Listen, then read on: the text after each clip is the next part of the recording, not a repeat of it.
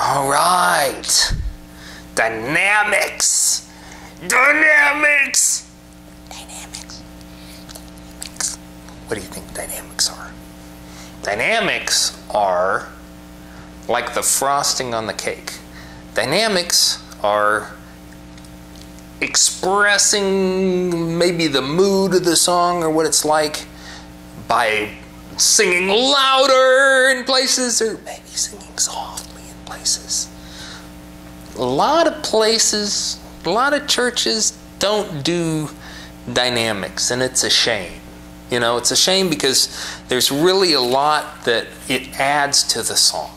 It really can add a whole lot to the song. Some of the little things you may see in your music, you may see little F's.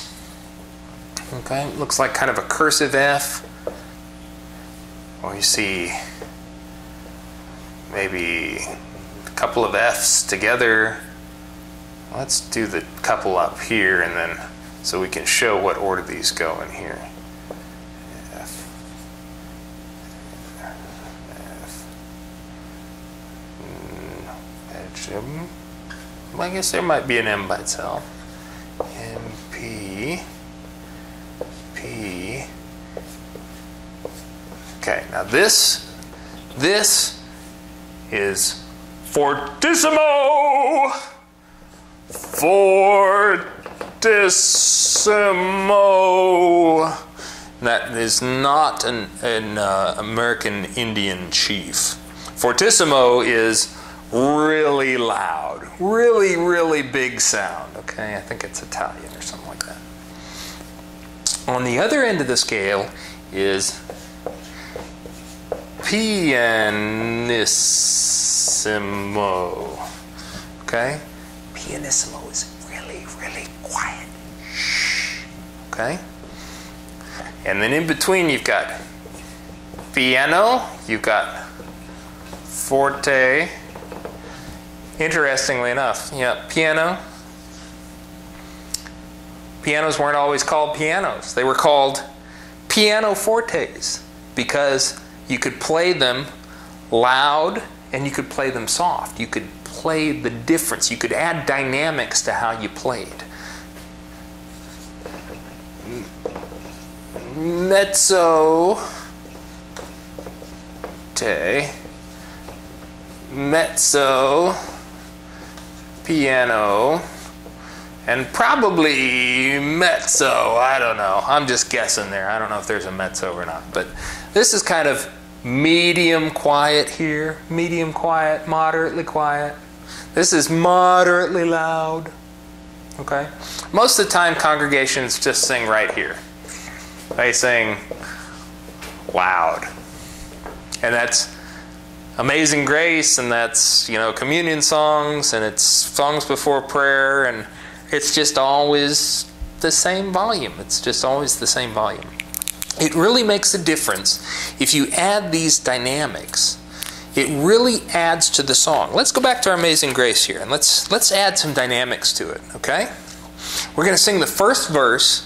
We're going to sing it just regular forte, you know, mezzo forte, regular. Second verse, we're going to sing it piano. We're going to sing it quietly, or pianissimo. We're going to sing it really quietly, okay?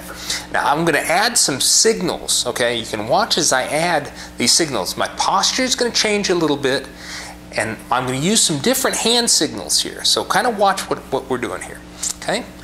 Amazing grace, how sweet the sound that saved a wretch like me. I once was lost, but now I'm found. Was blind, but now I see. 'Twas grace that taught my heart to fear, and grace my fears relieved. How precious trust in that grace appeared the hour I first believed. Going fortissimo. When we've been there 10,000 years, bright shining as the sun, we've no less days to sing God's praise than when we first begun. Okay, now you see the difference in between there. The regular verse, the first verse, was just normal, regular size movements. Second verse, we went pianissimo. Okay, I crouched over a little bit. I did this with my hands, okay? I was leading here and I was like, hold back, smaller movements, small in here and very intimate, close, When we got to verse 4, it was open hand, okay, like that. More, you see that? Big movements, big exaggerated movements, expression, a big open mouth, lots of breath support, letting people know we're singing something big here, waving my other hand, maybe even if you have your book down somewhere, maybe it's even leading with 2 arms, you're doing something really big here. That's dynamics, and people will follow you. They'll see that and they'll get into it. And really, when you listen to the song, you add just that little bit of dynamics in there. It takes it to a whole new level. It sounds different. People feel better about singing it. It's just, it just adds that extra frosting to it. So, dynamics. Think about adding some of that stuff when you lead. Don't just always do the same thing at the same tempo. There are also some little tricks you can do. There are what's called a sforzando. And I'm not even going to try to spell that. I think it's abbreviated SFZ. Okay, so if you see that, it's probably sforzando. Okay. Now, if you're doing a sforzando, you go loud and then quiet and louder again. Okay. So this is volume. This is loud. Loud, and this is soft.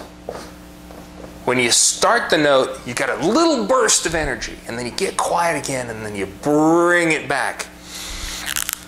Let's do a note here, like the hour I first believed. Okay, we're on Amazing Grace. Let's do the end of the second verse, and we're going into a big fourth verse. Okay, we're kind of quiet.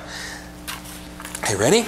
The hour I first believed. So you kind of start believe. You start with that little intense, to get it going. Go quiet again, and then you swell it back up. Okay? You can also do just a straight, what they call a crescendo, which is getting louder without that little bump. So you'll see that as like a line that's getting bigger, like that, or you'll see it's crescendo, or E-S-C-E-N-D-O, okay? Or decrescendo, which is just the opposite. You got a big line that's getting smaller, and that decrescendo, okay? That's just your simple regular volume changes, and then this kind of snazzy one there. So these things kind of add texture, they add dimension, if you will, to the songs. It's not just the same old thing, you add these crescendos, decrescendos, sforzandos in there. You vary the volume a little bit in appropriate places, in places that make sense and sound good with the song. And it really adds that extra little bit to that song, okay? So I will see you in the next segment.